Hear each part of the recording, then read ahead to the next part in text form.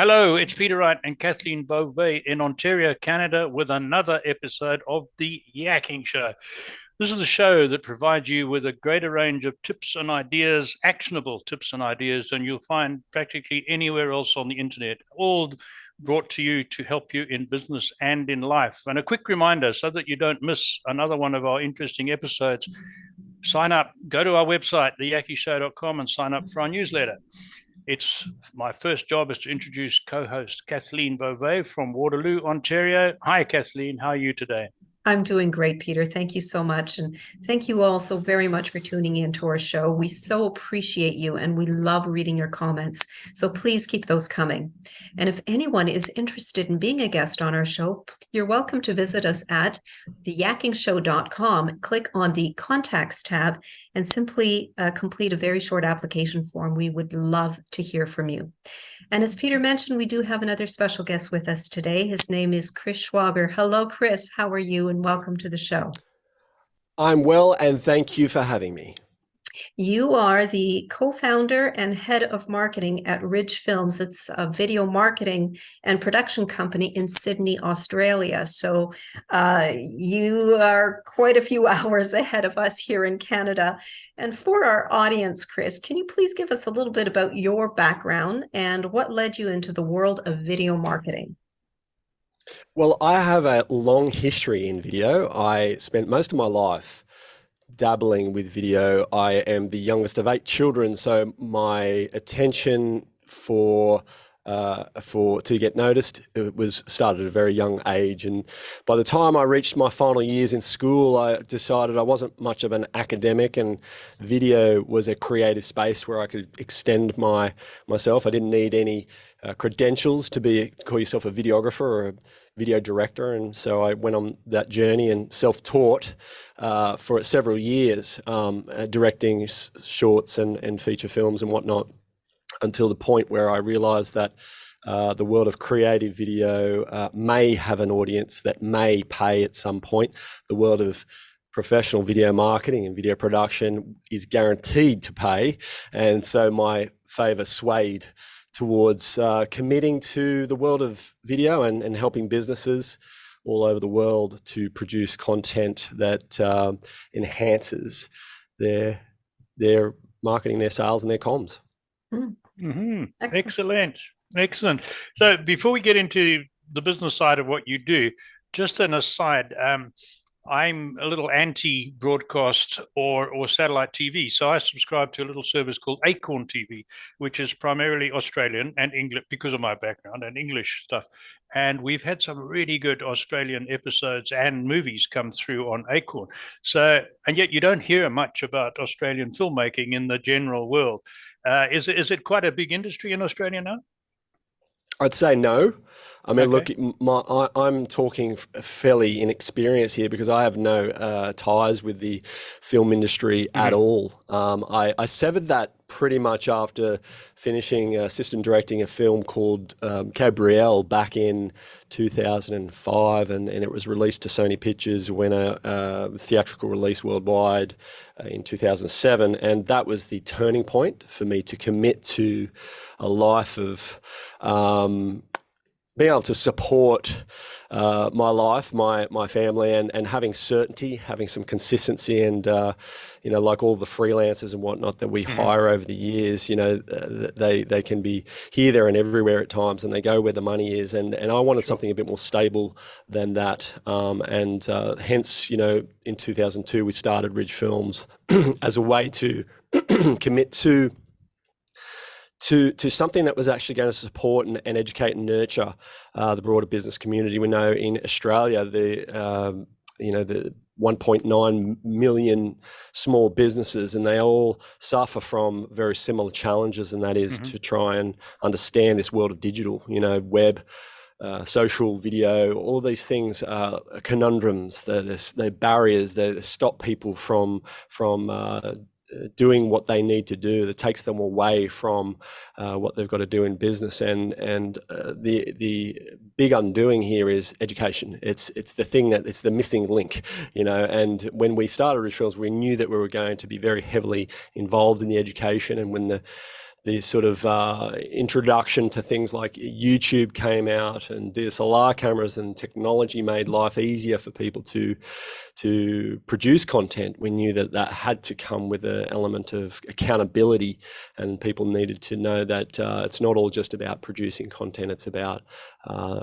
how you get it to market, what you're trying to do, what the goal is, and what the return on investment is for video. So that was the element of certainty that the world of professional video brought to us, as opposed to world of creative feature films, TV commercials. I'm with you. Interesting.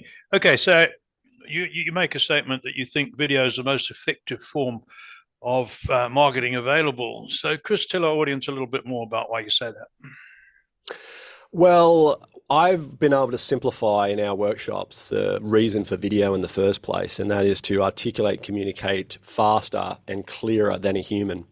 Any video that doesn't do that, I'd argue that it is not as effective as it could be. And there's a lot of people exploring the world of video and putting content out there without fully understanding what they're doing. And they come up with a lot of barriers, funnily enough. And I need to explore this before I give you the reason why things do work for many, many people around video. But there are 120 different tasks that make up the world of video. Arguably the biggest learning undertaking for so many people, and it is so underestimated. So our clientele come to us, because they've bought a ring light and a DSLR camera, thinking that it's going to improve the quality of their videos, only to understand that several hours later of trying to connect things and wonder why the light's changing and the sound's not coming through. And after they've done all of that, then they've got to realize, hang on a sec, I got to produce a video here. I got to actually say something and present it. How do I do that? And then how do I edit? And then how do I publish? And then how do I get people to watch it, right? And so all of these things are kind of like 120 different things that are really like killing people and stopping people from doing it. And again, it's back to this concept of educating them and slowing them down and giving them a method to that madness that enables their muscle memory to build when it comes to producing content. So that they are treating it like a second nature. They're not having to go, oh, I've got to produce a video now. Let's dig up all of the things that I've got to remember how to do because it was 3 months ago since I produced my last video. Now, if you get those right and you do the things that you need to do, and so let me just put a pin in that just for a second. Businesses don't need to set up their lights, their camera, their sound, teleprompter, figure out their, how it's going to probably. A lot of the things that people are fixated on and get caught up with are the reasons they stop, but they don't need to do those things necessarily. And there are methods and techniques much like what you're seeing right now. 1 minute to our call, right? I clicked one button and all this is possible. I've got multiple cameras going. It's ready to go. It's locked off, and I don't have to worry about this, right? Having that speed and that ease and that scale makes video a very attractive proposition to not only use it for coming on your show right now, but after this meeting, I'll be recording 10 reply to inquiry videos that are 30 seconds each. I can do those because they take me 3 minutes a pop to do, right? And they're taking me 3 minutes a pop to do because I've built a process that enables that speed to be able to do that. And part of that is, all right, let's buckle down on the gear, get that, tick, right? That's done. Let's move on. Okay, what do we got to say? Let's prepare and make sure we get that right. Tick. Let's get the presentation skills right. So I'm smiling when I should be smiling, etc. Tick, right? Recording's done. Bang, bang, bang, right? And so it is a stepping stone, a way to just keep moving through it so that by the end of it, you do end up with a video that is valuable to the market and then warrants either its longevity, so that you've got tendencies for viralicity, I guess, or its purpose is so strong that it actually leads the audience to that action, to that fundamentally the thing that you want them to do next. So the effectiveness is effectively driven or measured by did they do something, and viewership. And I suppose just before our show, just talking to you guys, I mean, what is the measure of success? Is it viewership or is it likes or shares? I mean, I think it's arbitrary that people still measure by that. I think the most interesting feedback on anybody telling me about how I'm doing is when I pick up the phone and speak to them, or I see them at a social event, or we have a coffee, and all of a sudden I've realized that their decisions in business are predicated on some video that I posted on LinkedIn 18 months ago. And so that is more rewarding than all the likes, shares and comments. Absolutely. So we're going to, don't worry, we're going to get into exactly what services you provide in a moment, but just listening to what you've been talking about, that is quite a formidable barrier. Everything you took us through just now for a company that only wants to produce a video every 2 or 3 months, they're not going to do that, right? So that's where you come in with your professional expertise and your services. Okay, so Kathleen, you wanted to ask Chris something. Yes, Chris, so can you give us a rundown of some of the specific services that you offer your clients, and do you work with companies all over the world? Yes and yes. So if I can frame this up, I love to use this idea because I really want your audience to understand, I guess, from my perspective as someone that's been in the industry for 20 years, seeing the evolution of video, that there are some interesting times for businesses. That is, I guess, do they bite the bullet, just use the equipment they have, pull out a smartphone, start shooting, but then get caught in their car, in this repetitious behavior, trying to perfect their 1 minute take, only to be disappointed by the end of it. Those types of people really do need to foster some knowledge and bring on a way of doing things and an understanding of why they're doing it. On the polar opposite of that paradigm is like video marketing, video production, videographers. They're at the other polarizing end of the spectrum, where they come at a cost. They can be heavy on resources, and they take time to execute those. So if you want to produce a video right now, you can't push that button unless you've got a videographer on your staff. Do you know what I mean? Ready to go. It can take time, and also you need to then also consider the communication side of things. So that can be heavy load for businesses to try and put all that together. So there was really, for many years, nothing in the middle of those two paradigms, crappy iPhones or polished content, and so our service of the DIY video program is very much about trying to glue that together and provide people with superior video calls, a way to reply to inquiries in video emails, for instance, using sales video emails.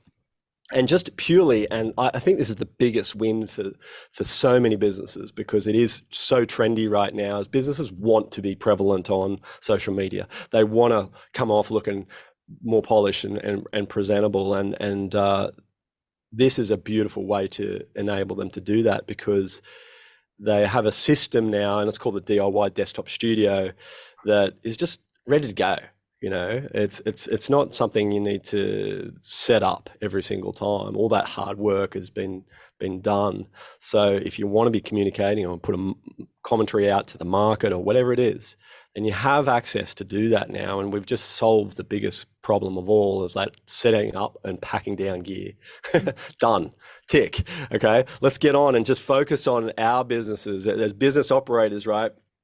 Where we shouldn't be trying to take on video production, right? We can lead with video, and we can act more like media companies. I think that's a great advantage in business, but they don't need to bury into the tech side and those 120 different tasks I mentioned. They need to make life a hell of a lot easier for themselves, and leave it to the professionals. There's consultants, there's coaches, there's guys out there that are editing every single day of the week. Like, who wants to burrow down into the world of editing unless they're really prevalent with it. They're really doing it all the time, and they can retain that information that's taken them to get good at it, right? So that's my advice to the audience. If you're thinking of taking on editing, think about what is the cost of that in time to what you do in your business. If you're an accountant, you're not a video producer, right? Correct. Keep accounting. Keep doing what you do best. Right. And so, yeah, the DIY video program is the biggest undertaking since COVID in 2020. We've distributed and supported companies all over Australia. It is a model that works really well internationally, and we're just waiting for the penny to drop on some deals internationally on it. We've been operating it for just under 3 years, 50 kits, amazing results, and it's just going to be a game changer for so many people. And if it wasn't for TikTok ads and LinkedIn ads, we wouldn't have that growth that we're experiencing and that inquiry level that we're experiencing now. So it's exciting times. Excellent. But you do more than that, though. You do the whole thing for people who don't want to do really anything themselves, except perhaps come along and sit in a chair in your studio and speak. You put all that together as well, don't you? Yeah, and that's our core business. So Yep. for over 20 years, we've been producing videos for businesses. But within that, some really great assets, and that is always where we differentiate from video production companies is really communications focused. It's like I've got this saying, it's like communication over creativity, right? So putting communication first before you try to be creative with it, right?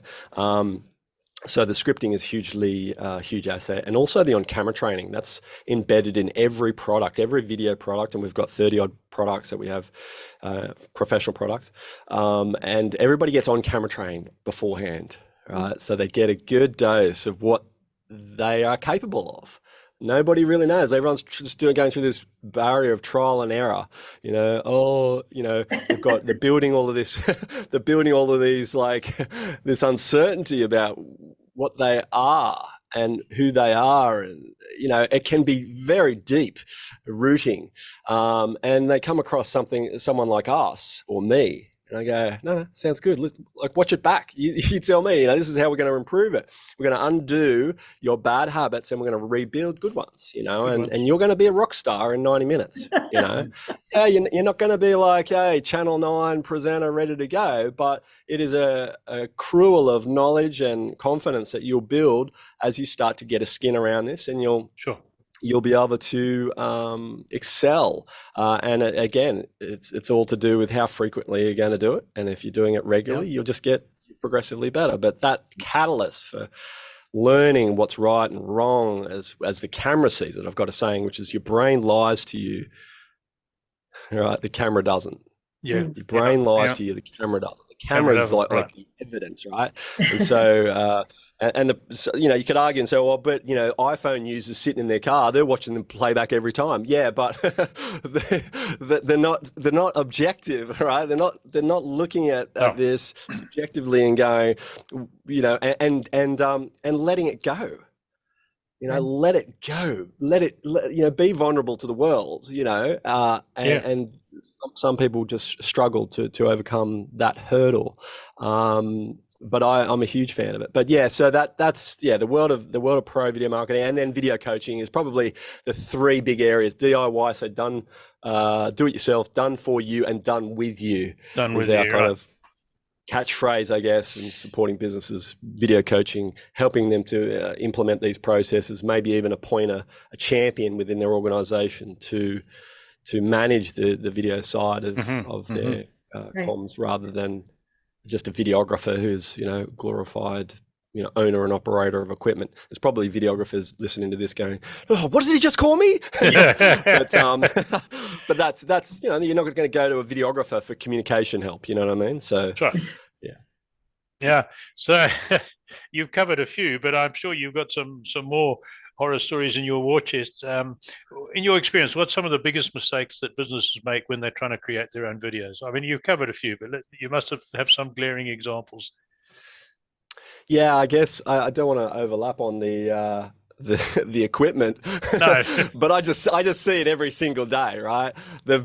And in these video calls, it's funny because I see the dust collecting. They've got the ring light and the DSLR like lying on the floor in the back of their shot. So I know immediately, like, that they've gone through this. They've bought a bit of audio gear because the guy at the shop said this is the thing to get, and they realize they don't know anything about audio, right? And they spent 2 hours just trying to plug the thing in, and so nobody should go down that. Nobody should go down that hole, And the people are like, oh, what do I do with all my gear that I just bought? Because you're telling me to spend 10K on this thing, right? What about the 3.5 I spent on a DSLR camera? And I'm like, sell it. And is there any other way? Like, you don't know what you're doing. We do, and we can help put this together for you with a system that works in harmony. We've done all the tests, the build's done here, everything works. It's installed by a professional cinematographer. It's not like you've got to do anything. We're just going to make you look good in the convenience of your home or your office, and you don't need to worry about that now. So sell it, and you'll probably get a couple of grand for it. And they do. Yeah, they do. But that's only the one side of it. From my perspective, a lot of businesses use video to tell the world how good they are instead of to tell their customers the problems they can solve, right? 100%. Oh, beautiful. Yes. Do you see that quite a bit? Mm. Yeah, 100%. I collaboratively script write with clients, and it's so easy for them to get caught up in their own thing. It's we, me, I, us, those types of words. And it's a really easy fix. It's just that they don't understand what they're doing here. It's all about them, and like, who cares, right? Unless they've really demonstrated some value early, they can just lose their way. And Sure. I just turn those words into you and your, That's and right. it's like, can help. But the communication side of it, yes. And I've got an example of a guy I'm coaching at the moment who for many years had, he still has, explainer video. Explainer videos trended really heavily about 5-6 years ago. And I wasn't a huge fan because explainer videos were there to explain complex processes, and they lacked humanization. And in some explainer videos were so overwhelming, the amount of information that people try to pack into it, that it was like, I'm lost. This is just running too quick, and I've got nothing in a facial recognition sort of perspective to latch onto. Like, people buy from people. We want to sort of connect, right? And explainer videos just didn't do that. Anyway, this guy's got an explainer video. It runs for 2 minutes and 13 seconds or something, which is too long, by the way. And what I did is I had my team transcribe it, and I presented that to him in the next session. I said, you've spent 30 seconds of this video exposing a problem, and you just didn't get to the value. Like, you just never got there. Like, the cliches are very easy. We're your one-stop shop. Hey, your end-to-end solution. Hey, all the things you need in one place. For all your so-and-so needs. Like, those things they just suck. Let's just put it bluntly. And I really think that having a creative writer who is communication focused, to understand how to kick the audience along, like, the journey of an audience watching a 90-second video should be to make sure that they get everything that they need, and that it is communicating faster and more effective than a human. So, what TikTok and Instagram and these social platforms are teaching the audiences, like, they don't have 30 seconds to sit there like brewing on a problem anymore. Like, we're not sitting in the theater. Do you know what I mean? Like, they're sitting in a highly attention deficit environment where, you're a tab away from the next company that looks practically the same as you. So how are you going to differentiate? And that is, get that bloody video communicating fast in those first couple of seconds and demonstrating the value. Like, our company profile, like, you made a comment of our company profile, right? And that's a bugbear for me at the moment. It sits on our homepage, And I know that that is underperforming. And when I look at the first, well, actually, I know where things start to pick up, because we see a metric of where, a little pretty graph of where people actually start to get interested. But it's not in the first, 30 seconds. And so we're looking at it critically going, well, do they need to know that we've been around since 2002 and we're a video and we produce videos, business, and like, can we just get to the value, that they get, like the scripting, the on-camera training, helping them multi-purpose, repurpose content, like give them that, and that should be right up front. So our re-engineering and restructuring of the content, it was just literally go and grab that, put it up the front, and release the video and see how that goes. And so there's a lot of testing and measuring that guys that are trying to get content to go viral are going through, and they're finding that they're doing like 7 iterations of the same thing, and then all of a sudden, bang, it's viral. Because they've tested all the possibilities, and away she goes. Right. Well, there's one very quick one. Sorry, quick one. I've got to compliment Chris here. What caught my eye was the world's first footer video. Did you see it, Kathleen? Right down in the footer of the front page, there's a little video, a little box with a video in it, and he calls it the world's first footer video. So that was a good one. Well, here's a topic that's near and dear to our hearts, Peter, and that's podcasting. Yep. So, Chris, what advice would you give anybody that's interested in delving into the world of podcasting? Do they do video, audio, both? Yes, both. I'm a fan. Look, I got into the world of podcasting 3 years ago because I loved the concept of being inside someone's car while they're driving for 30 minutes. How good's that, right? Like, and you can't do that in video. You can't, unless you've got a whole bunch of accidents on the road, right? So that was my first thing. And I get asked this question a lot about podcasting, and it's trending. It's really trendy right now. I'll give you my journey with podcasting, because it wasn't until things became easier to syndicate that I was like, okay, I think I could probably do this now. Because back maybe 4 or 5 years ago, you had to like publish it to iTunes, publish it to Spotify. It was like a really manual process, and it was sort of arduous. And now, from the convenience of your iPhone, you can literally go, hi, welcome to the show, blah blah blah, and do a 30-minute recording and hit send and have it syndicated to all these channels, which is in itself amazing, right? So the tech is there. The tech enables that type of speed.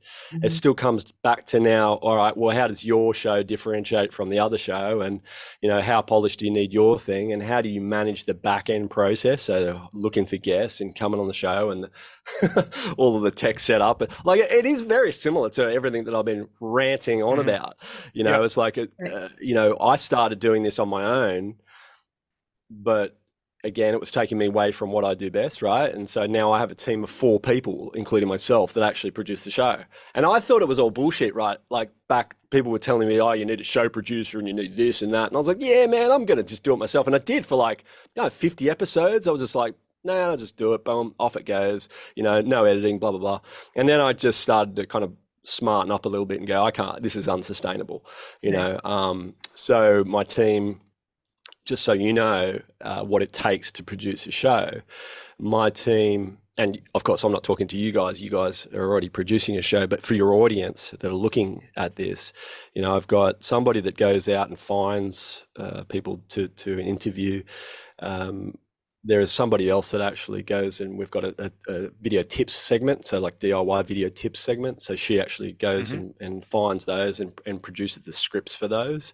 I've got someone else editing content and creating thumbnails and subject lines, and somebody else writing the copy for things like YouTube and headlines and whatnot.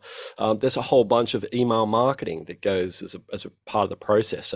So when the show's about to launch, there'll be emails that'll trickle out to make sure that, hey, like and share and get this, send this out. So there's a lot of moving parts. Yeah. There's a lot of moving parts. So you've got this again, this DIY iPhone concept and the polished videographer thing, right? So you've got this kind of like both ends of the spectrum, but it still comes back to if the metric is the measure of success is, well, it's polished and it sounds great, without fully understanding whether the audience is actually caring about it, and then there's a disconnect in what you're doing. So, part of our problem at the moment is do they care? We don't know enough about our audience for them to for us to make strategic decisions on which way this should go. But it's been a really exciting journey, and one that has required ongoing marketing of the marketing, and that was something that was taught to me early on as well. It's like, okay, you can't just put it up to iTunes and expect your world's going to get rocked, right? You've got to get it onto your blog. You've got to cross promote it on social. You've got to keep smashing people, and you're following that way. Yeah. And I'm sorry, Chris, we're running short on time, but I have to ask this question because I'm cringing inside here, and I must ask Peter. It's about video background mistakes. As I'm sitting here, the sun is going down, my lighting is going out. I can just imagine what you have to say about that.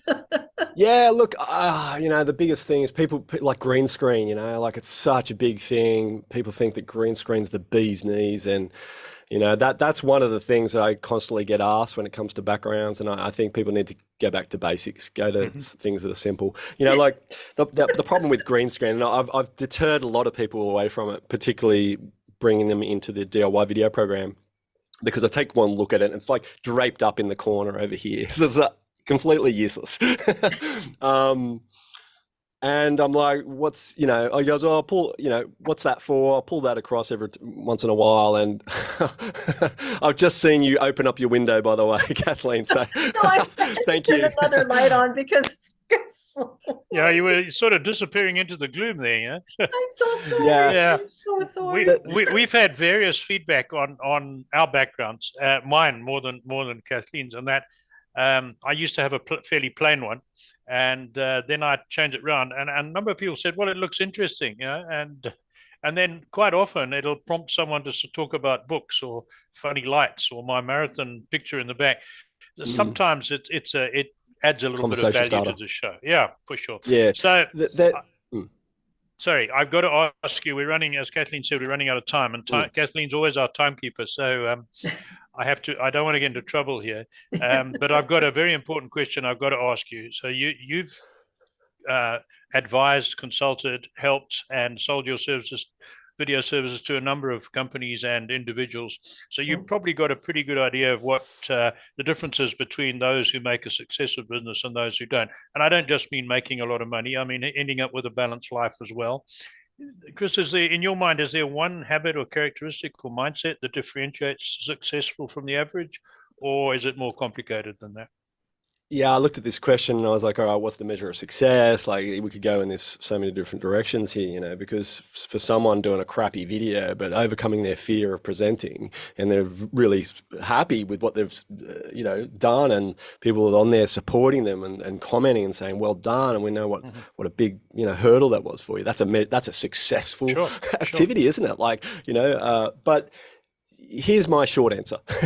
Discipline.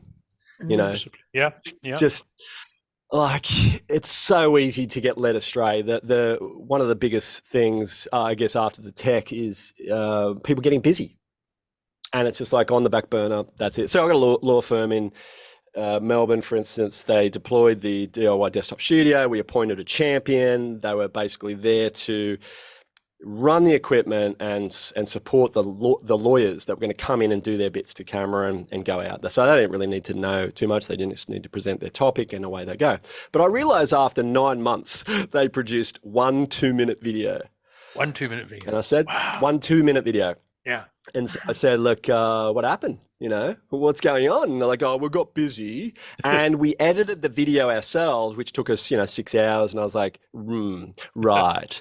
Now, you guys are about $500 an hour, right? Like, is that the best use of your time? Yeah. And they're like, right.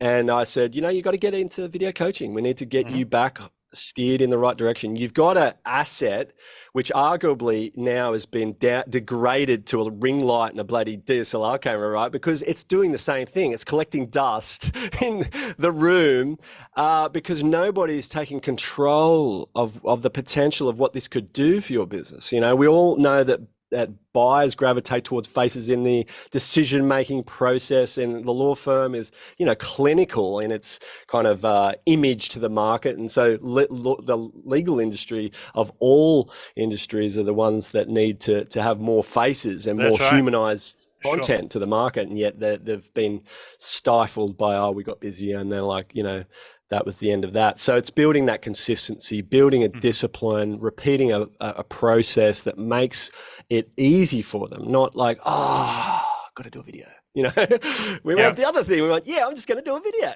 right? We want it quick and easy and effective. No, good answer. Thank you for that. Kathleen, back to you. You got to ask Chris something. Yes. Chris, how do people contact you?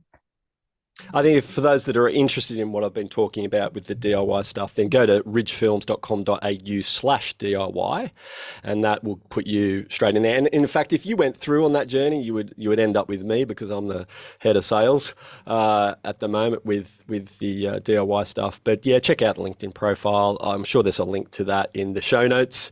There will be. Prevalent on LinkedIn. Love LinkedIn for connecting with the professional world. And I am more than happy to field any questions that you might have. Excellent. Thank you very much, Chris. Thank you so You're much welcome.